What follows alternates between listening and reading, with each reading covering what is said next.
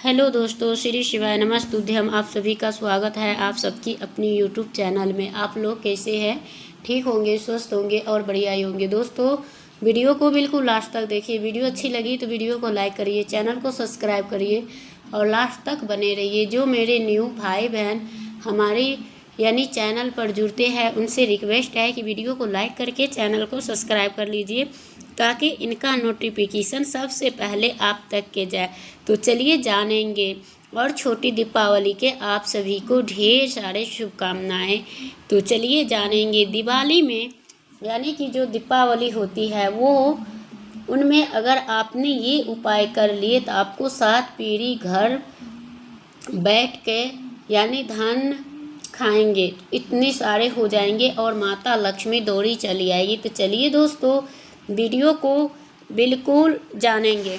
और कुछ ऐसी बातें बताने वाली हूँ, कोई और नहीं बताते हैं और नहीं जानते हैं। तो दोस्तों, आपको ये फ़ायदे के लिए आपको जानना है, तो आपको वही करना है दोस्तों। तो आप लोग वीडियो को बिल्कुल लास्ट तक बने रहिएगा और आप बहुत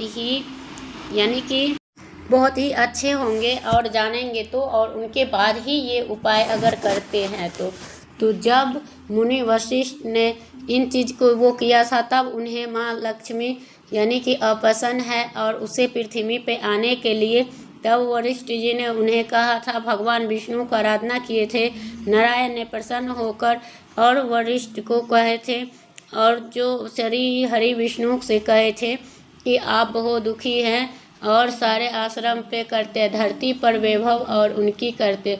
यह सुनकर भगवान विष्णु वशिष्ठ मुनि को उनको मनाने की कोशिश की, और फिर भी माँ लक्ष्मी नहीं मानी। तब उन्हें कहा कि हम किसी भी स्थिति में वो जाने के लिए तैयार हैं। जब चारों दिशाओं वो जाने की फैल गई, तो अब देवताओं को गुरु बृहस्पति देव ने उन्होंने कहा कि अब श्री यंत्र साधना ही एक उपाय बचे हैं, जो माता लक्ष्मी धरती पे आएंगे। तो श्री हरि ने और श्री यंत्र का जो किए थे, तो उसे बहुत ही ज़्यादा दीपावली के पूर्व धनतेरस में वो करने के लिए किया। और पूजन समाप्त होते होते माता लक्ष्मी को आना ही पड़ा। दोस्तों, वो बोलेंगे, हम किसी भी स्थिति में आने के लिए तैयार नहीं हैं, पर अपरंथा बृहस्पति जी के कि युक्ति से हमने यहाँ आए हैं, और इसी में मेरी आत्मा बसते है।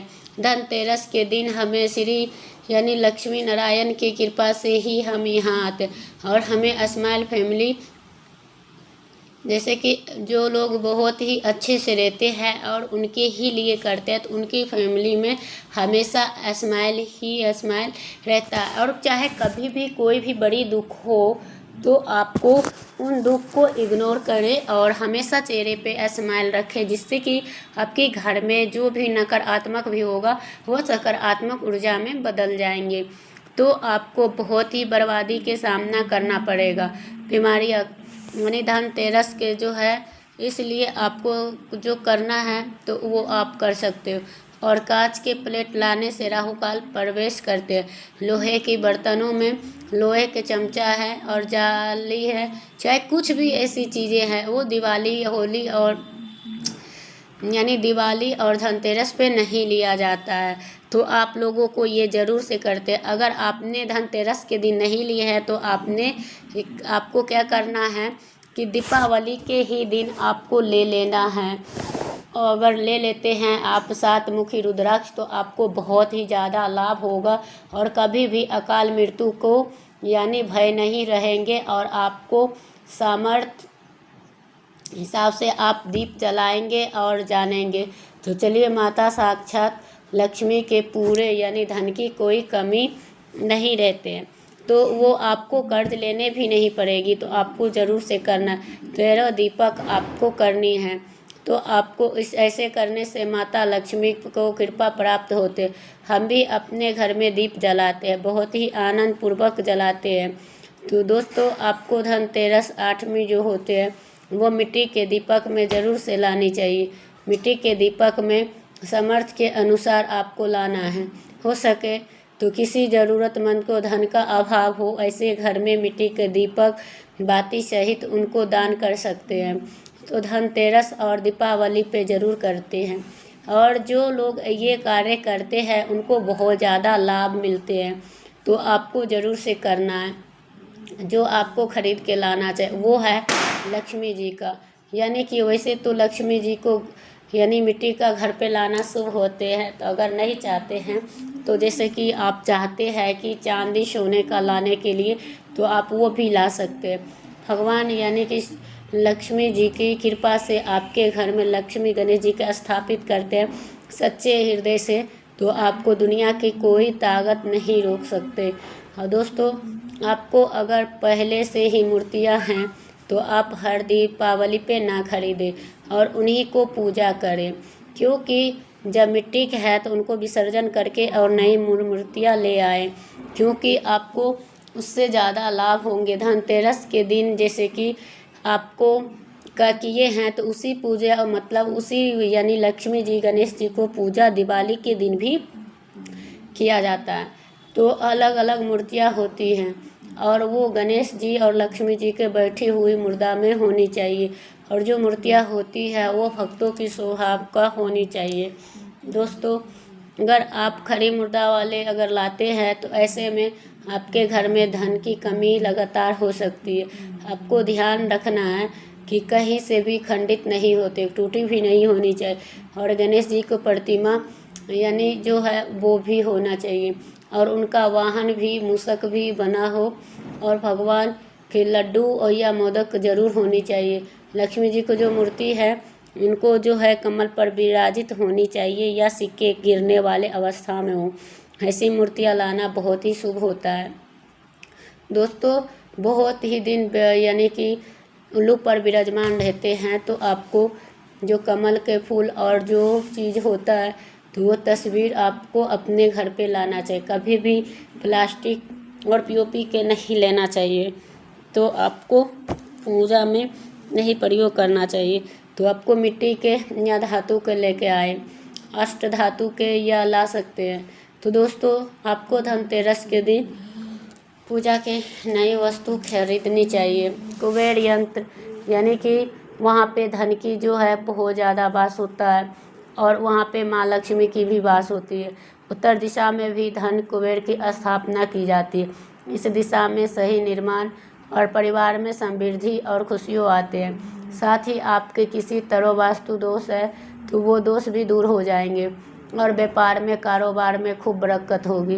कई बार लोग खूब मेहनत करते हैं, इतना धन नहीं कमा पाते हैं जितना आप करते हैं, और उसको तिजोरी का हो जाते हैं। उसे पूरे साल भर के लिए धनतेरस पे दिवाली पर आपको करना चाहिए विधि विधान से।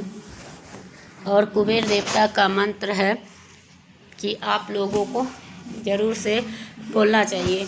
जो आपको अगर आ रहे हैं तो वो, और नहीं आ रहे हैं तो यूट्यूब पे देख के। तो यही है दोस्तों, और आप लोग वीडियो को बिल्कुल लास्ट तक देख के और अपना कार्य कर सकते हैं। ऐसा नहीं है कि आप लोग नहीं कर पाएंगे, तो आप लोग बहुत ही जल्दी से कर सकेंगे, तो आपको लाभ होता है। अगर हमने आपको इस उपाय के बताए थे, लाखों और करोड़ों व्यक्तियों ने इस उपाय को किए थे, और इस उपाय से व्यक्तियों को लाभ ही लाभ हुआ था। इसलिए आप सभी को बता दें कि इस उपाय को ज़रूर से करना है। जिस तरह से करना है बिल्कुल उसी तरह से करना है। चलिए जानते हैं इस उपाय का। अगर नहीं जानते हैं तब भी कोई बात नहीं, हम आपको ऐसी कोई चमत्कारी पेड़ पौधे के उपाय कर सकते हैं। अगर आप ऐसे कठिन लग रहा है नहीं कर सकते हैं तो आप इन पेड़ पौधों को ज़रूर से करना चाहिए। अभी तक आपने नहीं किया है तो आप ज़रूर से करें। माता लक्ष्मी नहीं लिखे हैं तो ज़रूर से लिखिएगा। चलिए जानते हैं। तो और आपको बता देते हैं, हम यही कहेंगे, और किस प्रकार से ये उपाय करना है वो भी हम बताएंगे। चलिए दोस्तों जानेंगे। अगले पेड़ के हम जानते हैं और किस प्रकार से करना है। दीपावली की रात यानी कैसे करना है, धन प्राप्ति हो सकती है, कितनी धन प्राप्ति हो सकती है, कौन सी हो सकती है, सब कुछ आपको बताएंगे। अगले यानी कि इन्हीं वृक्षों में से एक गुलर का वृक्ष है। इससे संबंध शुक्र ग्रह से होता है।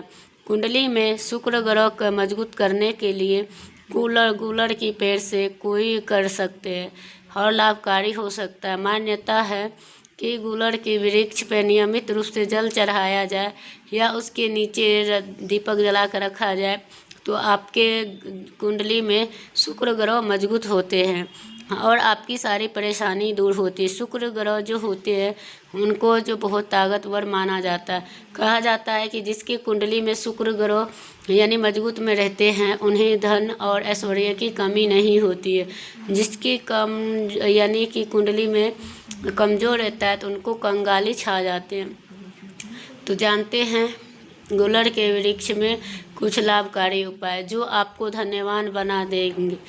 तो आपको वही चीज़ चाहिए।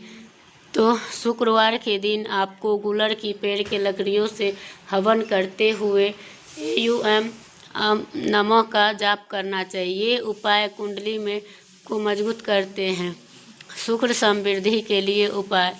यदि आप शुक्र समृद्धि के कमज़ोर स्थिति में हो तो भौतिक सुख सुविधा को धन से जुड़ी हुई कर सकते हैं। तो ज्योतिष के अनुसार कुंडली में शुक्र ग्रह के मजबूत करने के लिए शुक्रवार के दिन गूलर के पौधा का और रोजाना उसे पानी दे। मान्यता है जैसे जैसे गूलर का पौधा बड़ा होता है वैसे वैसे शुक्र यानी मजबूत होता है। जीवन में सुख समृद्धि आने लगती। प्रेम विवाह और उनकी संपत्ति के लिए ज्योतिष के अनुसार प्रेम विवाह अड़चन आ रही है तो उससे आपको मुक्ति पाना चाहते हैं तो इसके लिए आपको गूलर की पेड़ के जड़ को किसी भी महीने के शुक्ल पक्ष के दिन आपको लगाना चाहिए और गंगा जल छिड़क कर आपको पवित्र करना चाहिए। फिर मन में इच्छा का मतलब स्मरण करें और ताबीज में रख कर और पहन ले। इससे यानी कि और आर्थिक संपन्नता के लिए और उसके जो काम नहीं बन रहे हैं तो गूलर के यानी कि ये जो बहुत ज़्यादा यानी कि करना चाहिए। तो गूलर के ताबीज़ को भी जैसे कि रोग निवारक माना जाता है। चाहे चांदी का हो चाहे तांबा का, आपको जो है ताबीज़ बनानी है और उसमें उसको डाल लेनी है। फिर उनके बाद आपको पहनना है और किसी भी समय ये उपाय अगर करते हैं तो लाभ ही लाभ प्राप्त होगा। ये उपाय को आपको किस प्रकार करना है, कैसे करना है तो आपके ये भी जान लेंगे और ये भी वृक्ष पे पड़ा है तो ये जान लेंगे और वहाँ पे खड़ा हो तो वहीं पर गूलर का फल यानी कि तोड़ लाएं और उसके साथ ही 2 पत्ते तोड़ के लाएं। धनतेरस के यानी कि दीपावली की जिस दिन आप माता लक्ष्मी की पूजा करते हैं उसी दिन आप माता लक्ष्मी के पूरे हृदय से पूजा पाठ करें। जो गूलर का फल लेकर आए हैं उससे भी पूजा करें। पूजा करने के बाद आपको आगे का क्या करना है, आपकी जो मनोकामना है, इच्छा है वही करना चाहिए। और आपको उसके बाद आपको मनोकामना लिख दीजिए। जैसे कि पुत्र मनोकामना प्राप्ति का कामना है, आपको कोई भी मनोकामना है तो आपको ज़रूर से करना है। तो चलिए जानेंगे। और वो जो है अगले दिन आपको उन दोनों पत्तों पे अपने 2 मनोकामनाएं लिख देनी है और दोनों को ही किसी बहती हुई नदी में डाल देना और विसर्जन कर देना। यानी कि आपको अपनी मनोकामना बोलते हुए आपको करना चाहिए और आपको हर एक मनोकामना बोलना और विसर्जन कर देना। इतना कर देने से आपका हर एक मनोकामना इच्छा पूरी हो जाएगी। दोस्तों आपको यहीं पे करूँगी वीडियो का एंड। फिर मिलते हैं एक नए वीडियो के साथ। तब तक के लिए श्री शिवाय नमस्तुभ्यम।